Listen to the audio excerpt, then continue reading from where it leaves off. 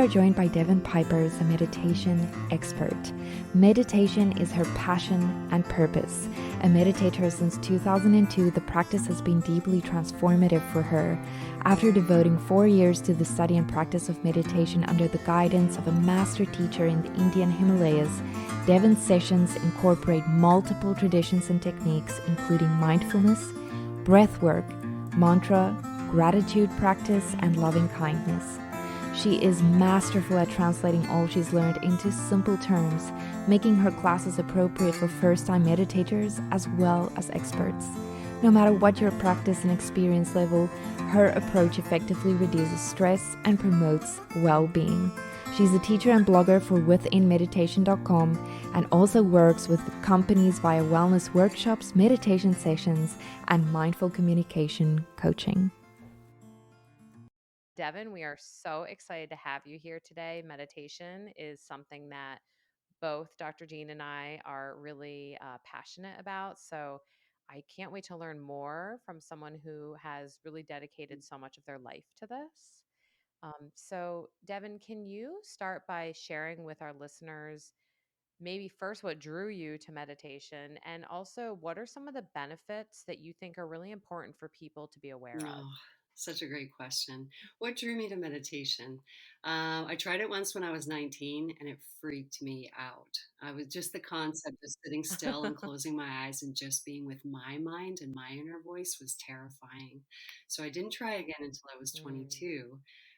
That was 2002 when I really started meditating, and it was because of yoga. I had a physical yoga practice, and every time I would lie down in Shavasana and the corpse pose at the end, I would go into this state that was not sleep and not dream and not fully being awake. And I was really curious about that state. So I had a teacher when I was in grad school who offered to teach us how to meditate. And that was a mantra based meditation. And when I started studying meditation and the philosophy behind it, I just got really, really excited about it.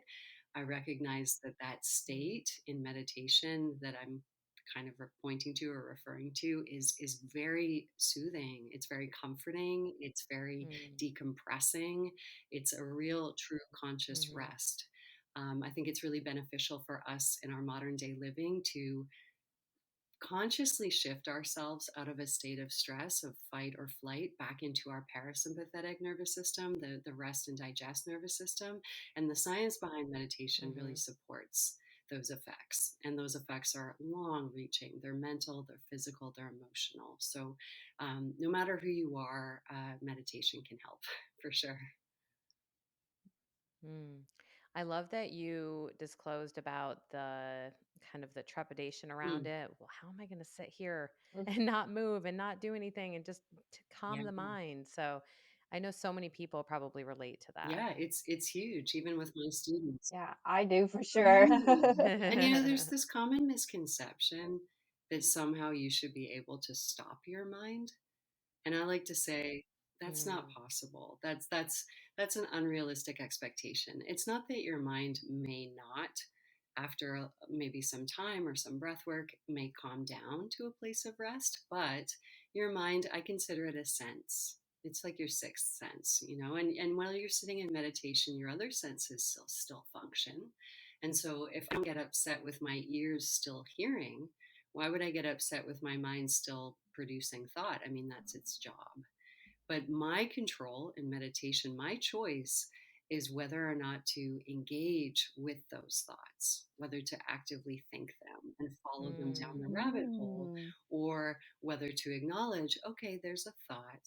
I'm just going to let it go, either by bringing my attention back to my breath or my body, or maybe I visualize the release of that thought. Maybe I see it in a helium balloon and that thought is floating away into the sky space of my awareness. So just recognizing that you have the power to choose when you're thinking and when you're not right. is really pretty profound.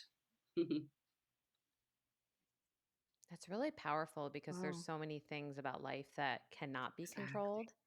And to have that ability to make those conscious Mhm. decisions. I've talked with clients before saying, well, we can't get angry at our brain for doing what it's meant to do. But I love the positive visual you gave with you can't be angry at your ears Right? for hearing. That is so Yeah. beautiful, and I will quote you when I Thank use that with God. my clients in the future. Yeah. And also the same way I hear a sound, there's a dog barking outside. I don't Mm, personalize that. I don't say, well, that's my sound and I have to deal with that or address that and figure out whose owner that who does that dog belong to, and why is it barking? It's Mm. we don't personalize our yeah. other senses the same extent that we personalize our thinking. But you don't really own a thought Mm. Yeah. until you decide that it's mine. So a thought is just a wave of consciousness that spontaneously arises. You didn't ask to think that thought, it just popped into your head. Right? So not claiming it, Mm, not owning it, not taking responsibility for every single thought, and just recognizing this yeah. doesn't define me, this isn't who I am. It's just a sense. Yeah. Gosh, I love that. Can I ask though, like, I love everything that you're saying. How you're explaining it is so Mhm. profound to me. But just from, for example, my perspective when I was starting, and sometimes when I'm more anxious than other times, like what you're saying now sounds, of course, that's what I should do. But then I sit down to do it. It's like, this is the hardest thing ever. So, what can you maybe just break it down for us from what you've explained to us now to the person sitting down for the first time trying to Yeah, do this? What is that going to look like? absolutely. So the thing is, this is not what our minds want to do. The meditation in its simplest form, I would define it by the definition of mindfulness. Mindful meditation is simply paying attention to this present moment without any judgment. That's it. That's all. It's really Mm, that simple. Yet, our minds, my mind, your mind, anybody's mind, doesn't want to do that. It wants to dig up the past. It wants to project the future. And that's your job. That's the mind's job, as a survival sense, right? It's always scanning for mm, how could this be better and what can go wrong. So, recognizing first that the nature of the Mm, human mind, and without personalizing it, is restlessness. It's doubtful, it's mm, anxious because it's doing its job to protect you and make you successful and safe. So, first of all, depersonalize that, and then recognize I am also not my mind. In meditation, we start to recognize that I'm the observer of my mind. So there's a little bit of space mm, between me and my thoughts. That's why I can let them go, visualize releasing them, or choose something different than thinking, right? So, what we have to do is give our mind something positive to focus on at first when we start, right? Something to anchor mm, your mind in this moment that prevents it from wandering and digging up the past or pushing into the future with a sense of worry. So, the techniques in meditation and different forms of meditation are not for you. You're always here. You're always present. There's nowhere else you could exist but right here, right now. But your mind might be living in the past. mm, Your mind might be living in the future. So we just bring the mind back mm, through these anchors. So if I have a first time meditator in my classes, we start with some breath work. Why? The science behind meditation. Let's just decompress and de escalate your nervous system. You have an overstimulated nervous mm, system. Guess what's part of that nervous system? Your mind. The more stimulated you are in your body, the yeah. more you're going to be thinking. So let's just calm you down as a whole system first. And then maybe, we're watching the breath moving in our bodies. Maybe we add a little bit of mantra or a count to that breath work to give the mind something to chew on. I often think of the mind as like an untrained puppy, and this is great because it gives us compassion for our minds, right? It's not your enemy. It's this sweet, mm, like obedient, loyal, really energetic creature that wants to run and dig and sniff and wants to pull you over here. And it's like, I'm just training that puppy, just gently guiding it back to my side in this moment again and again and again. And I'm giving that puppy something to chew on, whether it's a mantra or some breath mm, work or a visualization. I'm giving the puppy a treat so that it can relax here in the moment with me. Yeah. mm. There's a Oh cool my God. book like that. Do you know? My daughter has a No, book called I Puppy didn't know Mind, that. and it explains Oh, that. Yeah, that your mind is like a yeah. puppy, and it explains meditation for 4 to 6 year Mhm. olds and how your mind does all these cool things exactly Yeah, like a puppy. And the book's name is actually it's so Puppy Mind. cute. So I was thinking I about that haven't heard of that. I'll when you have to said look. that. Yeah. In India, the way that they describe it, when I was living in India, it's always called the monkey mind. And monkeys are very common there, but for Mhm. Westerners, I find they relate Mhm. more to the puppy mind. Yeah. I love that because I have heard monkey Mhm. mind, and when I think of monkeys, although they are highly intelligent and cute and amazing animals, we're not always quite so close to Mhm. them. Whereas puppies, I mean, they live That's with right. us, we cuddle with them, we're so Yeah. connected to them that I Like can never see. rabies.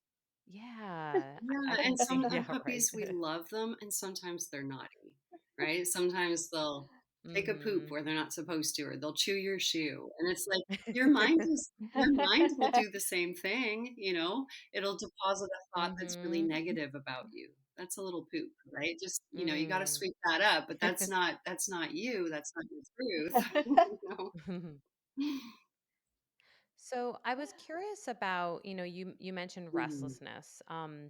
There's this other kind of subset of restlessness that oftentimes when I work with clients or even in just some of the research I've explored, I get a little bit more cautious. And it's the restlessness around, panic or mm, trauma, or even there's some studies yeah, around when someone's in active suicidal mhm. ideation. I don't know if you can speak to this, but I'm curious if there are certain forms of meditation that are safer in those instances and maybe forms that you would want to be cautious of. Absolutely, that's a great question. So meditation can be triggering for some conditions, Mhm. including but not limited to PTSD, also psychosis. It can be triggering. It's not necessarily safe or advised for everyone, and yet there is trauma informed meditation. So if I had a Mhm. trauma physically, perhaps focusing on my body is going to make me feel more anxious. Maybe I need to focus on the Mm, Mm, sounds in the room around me, that are comforting to me, familiar to gotcha. me. Maybe the only Mhm. part of my body that feels safe is the pressure through the bottoms of my feet when I'm seated for meditation. So I keep bringing my mind whenever I feel Mhm. some anxiety arising. I keep feeling, no, you're here, you're safe, you're sound. Mm, And also using mhm. affirmations and mantras can be very helpful. Like, I am safe, right? Having the Mhm. mind repeat that over and Mhm. over and over again. When you're repeating a phrase, whether it's traditionally in Sanskrit or in English, your mind doesn't have space to bring in scary thoughts. And you're again Mm, having the mind chew on something that is mm, beneficial for you rather than scary. um, yeah, and having said that, I think it's very important for us as practitioners to be mindful that there is no one way that suits everyone. And I, as a teacher, am incredibly aware of that. So I like to teach everything. I'm like, here it, mm. and mm. you don't just have a hammer, because if you only have a hammer, then all you can do is hit that nail, right? Maybe you'll need a screwdriver one day. Maybe you'll need a wrench. So I give a lot of different teachings of different forms of meditation to be able to empower people to meet themselves where they're at on that day. Suicidal ideation, I've done some research into the science behind gratitude and behind compassion. And if you look into that science, Okay, that makes a lot of yeah, if sense. you look into the science of gratitude particularly, they've had some incredible, jaw-dropping results with inpatients in the hospital with suicidal ideation. 98% of these patients that they actively taught gratitude practices to felt an increase in their optimism and their sense of hope.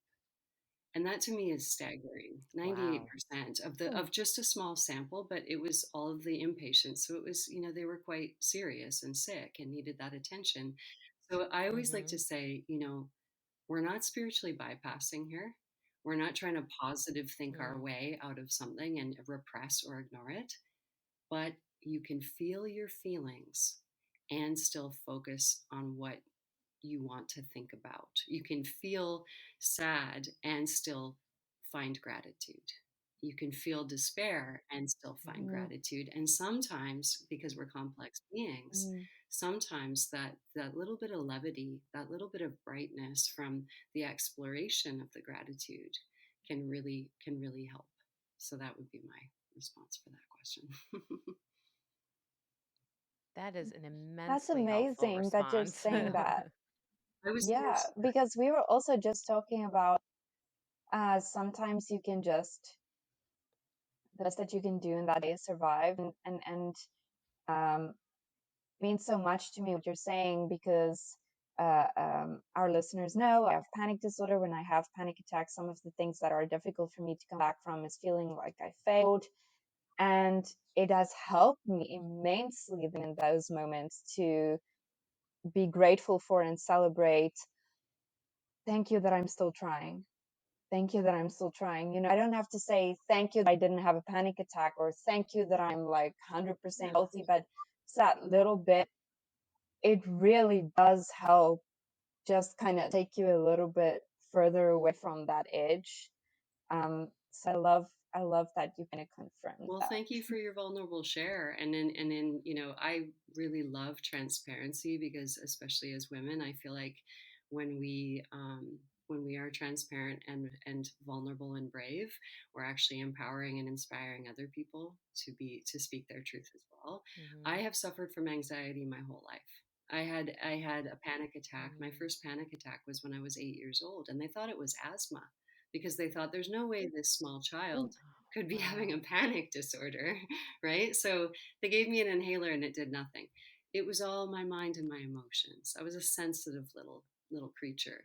So, that Mm. hypersensitivity, um, which actually reminds me, if you've never heard of the work of Dr. Elaine Aron, Aron. Oh, Yeah. love So her. I discovered, She is kind of yeah, the yes, that's godmother of our podcast, yes, honestly.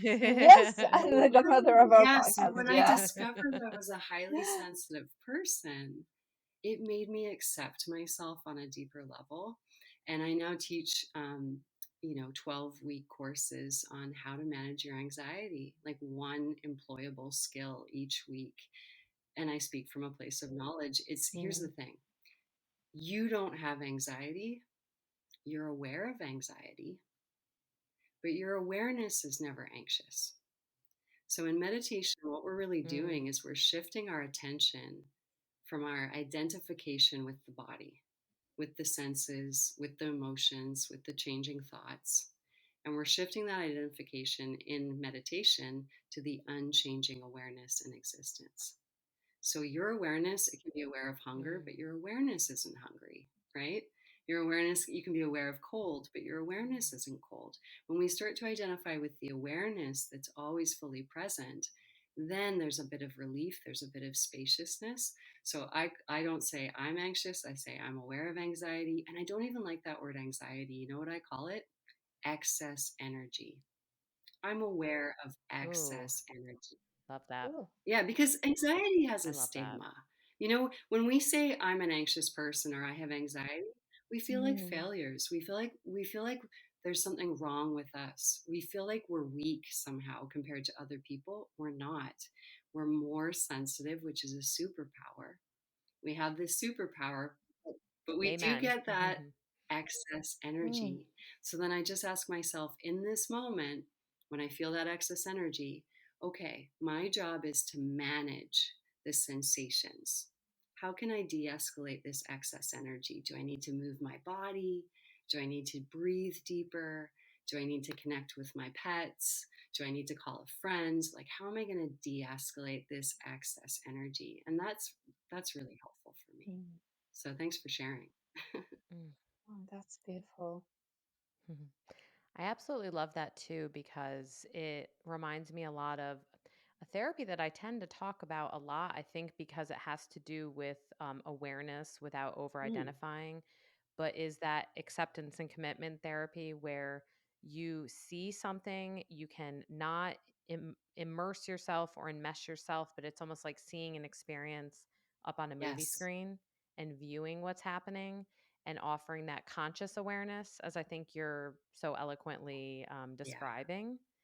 And I love the way that you are empowering through the way that you're teaching Thank you. meditation.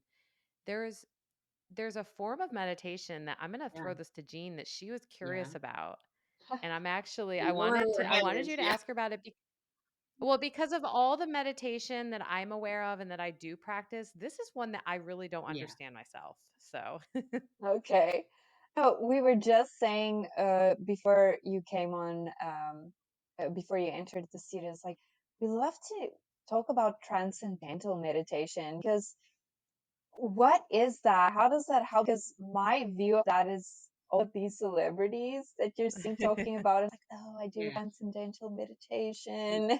And it sounds so chic and, like Chanel-ish.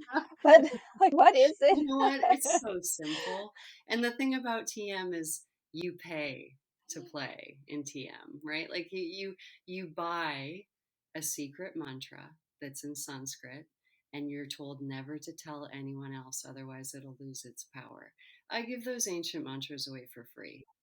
You Oh yeah, actually pay you like pay. You money. You pay pay. to join Transcendental Meditation, the movement, for sure. And then you have this secret mantra. But I studied wow. in India. I know the mantras. I've read the yogic scriptures. I give these mantras away for free. The mantras that people are using for thousands of years. Everyone deserves access to those mantras. And here's the thing, mantra meditation, mantra roughly translated, it means mind release. It's the repetition of a Mm, phrase in time with your natural breath that unravels the knots of your mind. So when we're doing TM, we're just repeating a mantra. It'll be in Sanskrit over and over and over and over again with the mind. Now, eventually, when the mind gets relaxed and released, because it's like putting the mind on a little hamster wheel where it can tire itself out, maybe the mantra starts to fade mm, away. And you have that state of mind that, the golden state where there's no thoughts and you're just resting in the awareness, that samadhi, that evenness. And that's beautiful. But you don't need to sign up or pay for these tools. They're out there. There are teachers who will give them to you for free, and you mm. don't have to be bound even to the Sanskrit if for some reason this language is triggering for any reason. I have had that before. You can use an English mantra and it'll still be effectively Mm. transcendental meditation, because what they're talking about with transcendence, it's the release of the mind where there's no more thinking and you're just resting in awareness as awareness. So that's what mantra does. Yeah. Wow. But then, would there be people who would say, yeah, you pay for this mantra because it's specific to you, I guess, like the code that you need. So anybody can use any mantra. It's not like I'm going to get a worse mantra because I didn't pay the fee. No, certainly not. I mean, all of this knowledge, TM only became popular in the 70s when the Beatles got into it. So it's Mm, like that knowledge is ancient knowledge. It's all there if you care to go back and read the ancient scriptures, which I did. Like it's all there. It's all available to you. But mm, um, I just feel like this tool is our birthright. We deserve to know mm, our place of peace within ourselves. Yes, I get paid to teach classes, but honestly, I was doing it for free before I became a professional because I love this so much, and I love helping people and empowering mm, people and letting them find the tools that brings them back to their most peaceful present selves. Because I mm, my motivation when I moved to India was just not being able to bear the world or myself as I thought I was. So if people are in desperation or having a crisis moment, I have endless compassion for that. I'll give you everything I've mm. got. Yeah. So TM is just a mantra. Yeah. And with mantra work, I'm thinking of, different aspects. And I always have kind of this creative brain and then my Mhm. science brain. And I look at the science of it. And I'm curious, two questions. First, is it all internal mantra or is it Yeah. verbal Great mantra? question. It can be either. When we are, Mhm. usually mantra meditation is silent when you take it to sound or chanting and you're using a mala, perhaps. Do I have one here? Mhm. No. Okay, so it looks like a rosary. It's just a bead, 108 beads. And meditators that to count as if to keep time. So one repetition of the Mhm. mantra is one bead, and then I'll feed the bead through, and next repetition is one bead.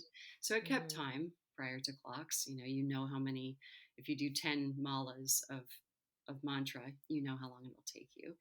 But also, you can Mm. chant, and that's called japa, the practice of the mala plus the chanting. And the same thing, you can do this alone, you can do this in a group. It's really beautiful, where you just, you're sitting around and you have your eyes closed and you're counting with your beads, but you're also sort of chanting this mantra. It has the same effect. It's very transcendent. It's very, very beautiful. And I also like it because a lot of Westerners are afraid of their own voice. you know we have this sort of sense of Mm. Mhm. smallness. Like, I'm a Pilates instructor as well, and I'm always like, ladies, like, don't be shy to breathe loudly. Like, if you can't even Mm. bear the Mm. sound of your breath being loud, how are you going to speak your truth when you really need to? We need to start taking up more Love space, that. releasing our voices through ways that are helpful and safe. So I love Mm. chanting. Yeah, you can do it either way. What's your second Mhm. question? Well, and just to piggyback Mhm. off of that, I love if you think of the verbal chanting or the audible chanting, you're massaging and regulating your vagus Yes, nerve and your whole that's nervous right. system. That's the science.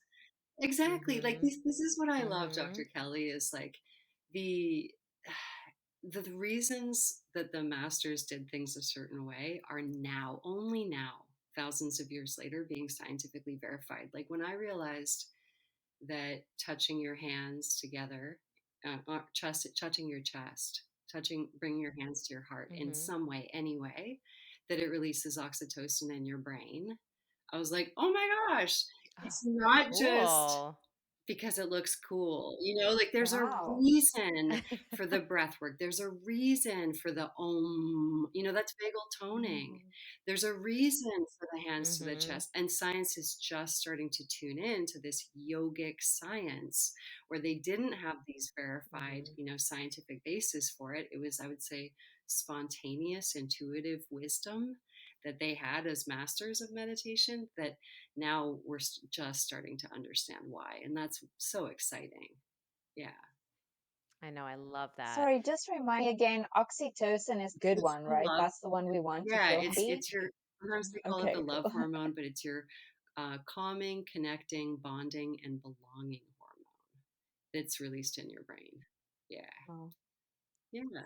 That's so neat. And it makes so much sense because I'm going to get even Cool. nerdier on all of our listeners. If you look up the homunculus man, have you guys ever heard of the No. homunculus man?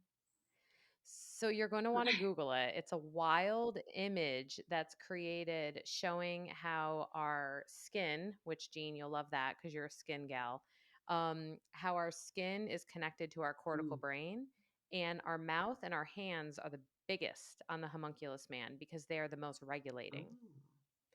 And so, if you think about the hands being one of the most regulating portions of our body, I bet she's Googling it right now.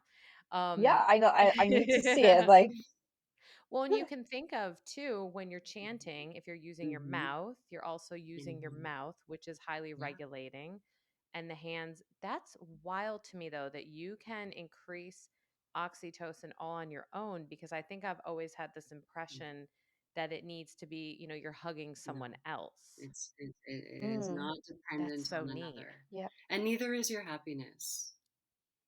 Like, Mm, it's not external. true. Like, that's the problem with some of our societal norms, is the senses flow outwards, so we're always seeking for that fulfillment externally.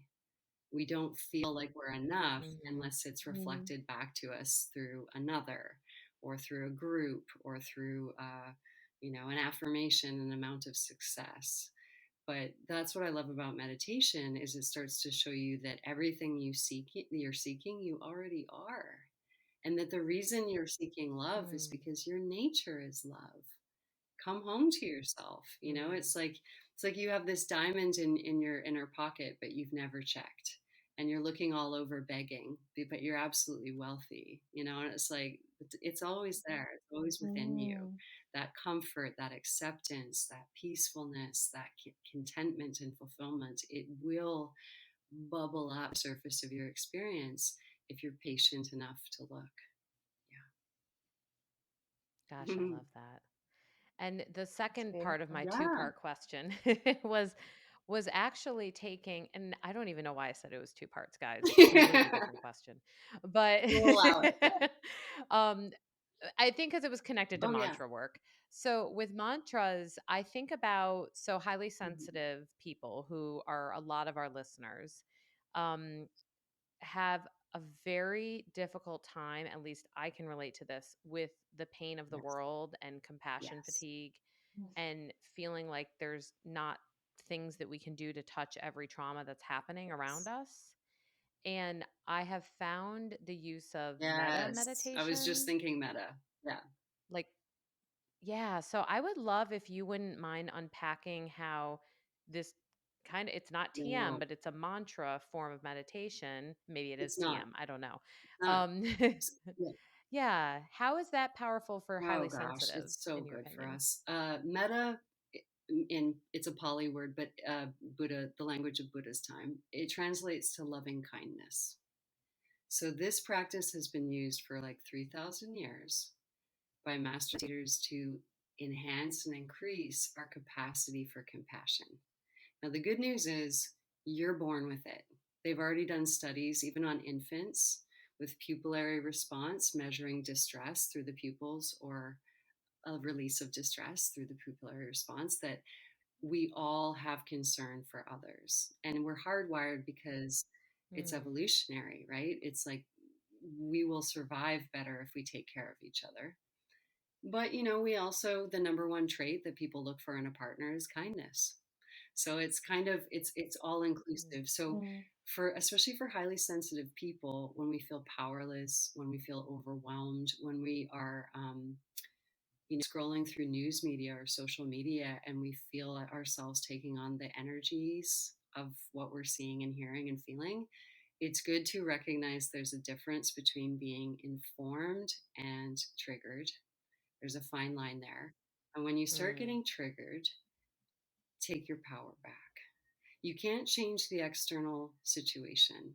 God, I wish I could end the two wars that are raging right now. It's not in my capacity. mm, What do I have power over? My internal experience. Mm. What I am choosing to focus on is powerful. So, meta is a visualization based practice where we are visualizing in a sequence of images in our mind's eye different people or groups of people, including ourselves, including someone we love really easily and deeply, including someone who's hard to love, including all beings on this earth. And we're sending them blessings or well wishes. So in our minds, we're seeing the image, we're connecting emotionally with our hearts. It's really an emotion based practice, which is great for empaths and highly sensitive people because that's their superpower. And you're turning the light mm, on within your heart and you're really connecting. And from that genuine connection, you're sending out silently in your head maybe something like, may they be happy, may they feel whole, may they know peace. So this is what we know mm, now through science, through research, is that in the giving, we also receive. That's the science behind compassion. It can literally lengthen your lifespan because the same genes that are impacted by social connection and compassion are the same genes that dictate inflammation and immune response. So the more socially connected you are, the more compassionate you are, the healthier you're going to be, the longer you're going to live. It's verified, it's validated. mm, You can check it out. So this practice is actually powerful. Not and a lot of times, people might have trouble if they're skeptics or they're really intellectual with something like metta. And I get it. For a while, when I was younger, I had a resistance to it as well. I think because it was so vulnerable, maybe I didn't want to go there. But Mm. also, I was a skeptic, and I was like, how is just imagining and feeling feelings in my body doing anything for anybody else? So, to those people, I want to say to you, study physics. Because we are not solid matter, y'all. It's time to wake up to the fact that, like, Mhm. we seem to be Mhm. solid. We are just a bunch of bouncing little molecules. You know, everything is vibration. There's no hard lines between anything. If I am activating, energizing, and anchoring something really loving, really positive, and uploading that through this collective Mhm. web of atoms, I am Mhm. helping everyone. I'm helping everyone. I'm uplifting the heaviness of the energies that are out there and seemingly Mm. prevalent, but I actually don't think they are. I think love is dominant. That's my hope anyway. Mm. I love That's that. beautiful. And it kind of makes me think of the difference between empathy and Hmm. compassion that I think a lot of folks don't always fully understand how it impacts our nervous systems and our bodies, how empathy, while we need it and it's the precursor to compassion, it actually can have Yes. inflammatory effects on our body, and too much empathy can negatively impact Yes. our body and our Yes. minds. And so often, compassion, being more action oriented, Yes. gives all of the people, all those sensitives, all those empaths, something you can That's right. do, even if it's something that you can't actually physically touch or, as you said, stop the two Yes. wars, so to Yes, speak. absolutely. And even for myself, like I'm a hospice volunteer here at the Mayo Clinic. So I sit with terminal patients and I spend time with them. And it's like, what is that thing, especially for an empath? What is that way of being of service, of seeing that there's a direct measurable result in someone else's life? Sometimes we feel more depressed or more anxious when all of our attention is hyper focused on ourselves. If I shift my attention onto another, Mm. like even if a friend calls you and they're having a really bad day or they had a fight with their loved one and they need your support, you know how to jump into the cheerleader role, the ally role, how to build them up and make them feel better. And sometimes after that phone call, you feel a little better too, because you could be of service and help someone that you love and make them feel better. And maybe you heard some intelligent things that you said that you should also be taking your own advice, right? So it's like helping others also benefits you. And that's going to be, it doesn't matter if it's with Mm. humans, maybe you foster animals or volunteer at a shelter, you know, maybe you just give blood at blood drives, maybe you get involved with a charity. Like looking outside of yourself and stepping into action with compassion can also be really fulfilling. Yeah. Devin, you've been so easy to understand and so descriptive about things that I think sometimes people get a little lost or overwhelmed about with meditation. And I wonder, do you feel like our Western society gives meditation the space, the credit, the the accessibility for folks that is really necessary? And if not, what do you think could be done about that? Hmm. I mean, I guess I only have my 44 years to draw on, my 44 years of experience, but I'd say we're headed in the right direction. Mm. I mean, just the fact that there are so many apps out there, whether they're membership based or they're free. There's so many free meditations on YouTube. There's, you know, even on Netflix, you'll see like Headspace has a little animation on there that you could watch. You know, it's like, I feel like people are more aware and more sort of accepting of meditation than they have been for a very long time. So this I find encouraging. I think that the science, thankfully, has come to a point where it is absolutely validated, and people can no longer deny it or say that it's too woo woo or that it serves no Mhm. purpose mentally, physically, and emotionally. So, I mean, I feel really thankful that we do live in a culture that seems to be waking up to the fact that just because we're doing things the way that they've been done for a couple hundred years doesn't mean that's the way that they should be. Right. That normal isn't always healthy. And I Mm. think that people are starting to wake up to that and starting to question everything, whether it's work-life balance or realistic expectations, checking in with yourself and recognizing, who am I authentically? Like, if I could be anybody, if my only job is to be myself 100%, who would that be? And how do I Mhm. empower that person to come out and shine? So I feel great about it. I really do feel encouraged. Yeah, if you're needing support, if you're needing meditation, it's just a click away.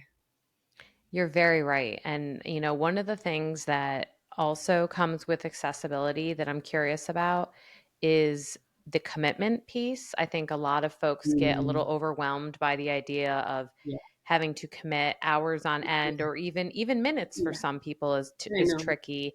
I know some studies have shown that I want to say 3 weeks in a row of 20 minutes helped increase gray matter in the cortex, Yeah, which is that's right. incredible, especially when you Yeah, consider things like ADHD or trauma or all the executive functions that happen up there. So, ideally, I would love to put on my calendar 20 minutes a day for the next 3 weeks, but that's not always yeah. possible. So, No. what would you say to listeners who loved everything you had to say, but are a little uncertain how they're going to make this work for their life going forward? Great question. I'm glad you asked it. This might be unpopular. This might make me unpopular with other meditation teachers. But if someone is telling you that there's a minimum amount of time, to me, that's just BS. 2 minutes is 100% more than zero, right? And it's like, for me, Mm. it doesn't have to be 20 minutes or an hour. Some like Vipassana says it has to be an hour in the morning and an hour at night. I know the 20 minutes in the morning and night is really popular. And I'm not saying that there isn't a benefit to sitting longer.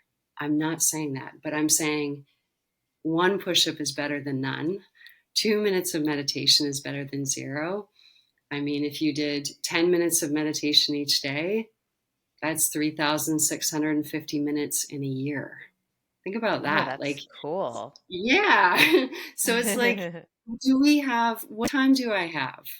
We all have 5 minutes instead of scrolling, instead of Hmm. maybe even when you're going to the bathroom. My guru used to say, if you can't find time to meditate, just excuse yourself and go to the bathroom, and no one will ever ask you why you were in there so long. Which I thought was great. True. But it's like, tie it to your routine. If I know I brush my teeth twice a day, maybe I sit and I close my eyes for 3 minutes and just enjoy that minty freshness, and just, watch my breath, or visualize maybe the metta meditation, sending some blessings, some well wishes to people. That's great. 3 minutes. And then another 3 minutes at night. You're on the road to success, because from my perspective, consistency is far more important than quantity. And I'm going to tell you why. It has to do with what we talked about and touched on earlier. What you're doing in meditation is you're shifting your identification away Mm, from the person, from the body, from the realness of the experiences and the thoughts and the intensity of the emotions.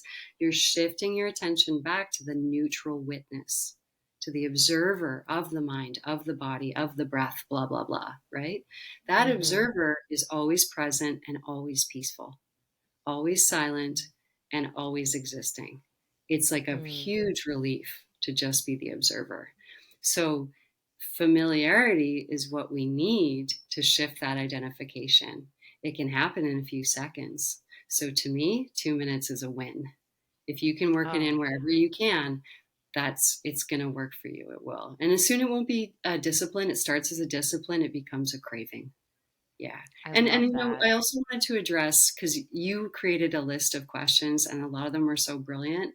I want to say too, especially for people who are, neurodivergent of any kind, you do not have to sit still.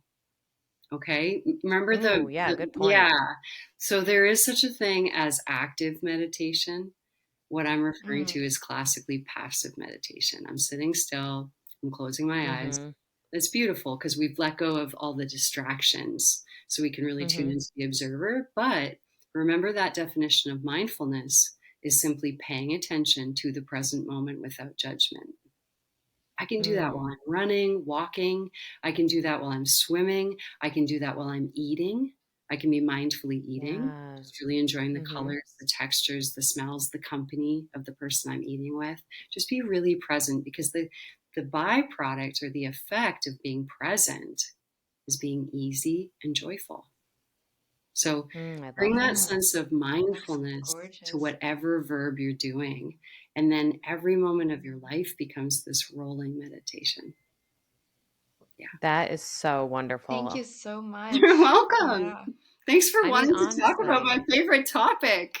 I love it. I love it because I never stop learning from all of the wonderful people we get to talk to. And like I said, the way you described some of the things that can be so overwhelming to understand are just poetic. So thank you so much for taking the time to talk with us. And I hope all of the listeners go feel inspired, give it a try, whether it be on the toilet Yeah.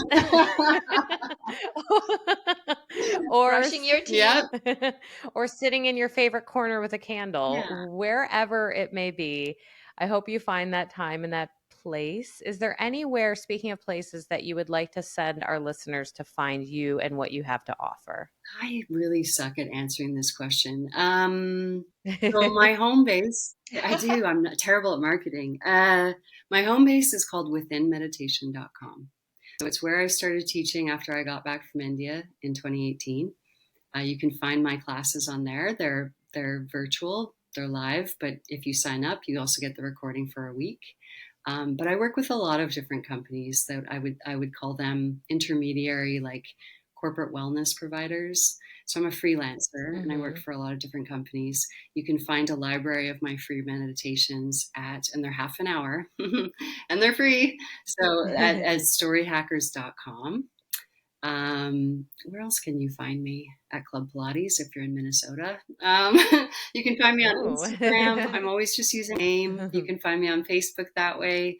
If anyone wants to reach out and continue a conversation, if you need tips, if you need resources, if you want a book list of recommended reading, please reach out to me. I'm such a nerd with meditation. Like it just excites me so much to hear from anyone. So yeah, that's a good way to find me. Thank you so much. And I am going to jump on those 30-minute meditations Sure. soon because I cannot wait to check them out myself. Thank you so much, Devon. And we really appreciate the time and everything you No, it was a shared. pleasure. So goodbye and be well, Thank you so everyone. much. Oh, yes. Thank you.